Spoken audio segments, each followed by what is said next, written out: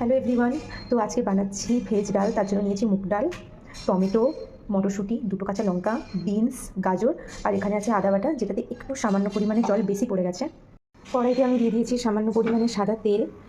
এবার প্রত্যেকটা সবজি ভালোভাবে ভেজে নেব সামান্য পরিমাণে লবণ আর সামান্য পরিমাণে হলুদ গুঁড়ো দিয়ে। এবার কুকারে মুগ ডালটা দিয়ে ভালোভাবে মুগ ডালটাকে ধোয়ার পরে মুগ ডালটাতে সামান্য পরিমাণে একটু হলুদ গুঁড়ো দিয়ে এদিকে ডালটা ভালোভাবে সেদ্ধ হয়ে গেছে। এবার রান্নাটা শুরু করা যায়।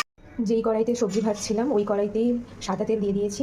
এবার ফোড়ন হিসেবে দেব গোটা জিরে, শুকনো লঙ্কা, তারপর দেব সামান্য পরিমাণে টমেটো, আদা বাটা, হলুদ গুঁড়ো, লবণ আর সামান্য শুকনো লঙ্কা গুঁড়ো। তারপর টমেটোটাকে ভালোভাবে কষিয়ে সমস্ত রকমের ভেজে রাখা সবজি দিয়ে দেব।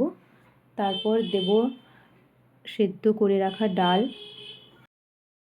লাস্টে জিরে গুঁড়ো, গরম মশলা গুঁড়ো আর স্বাদ মতো চিনি দেওয়ার পরে 1 চামচ ঘি।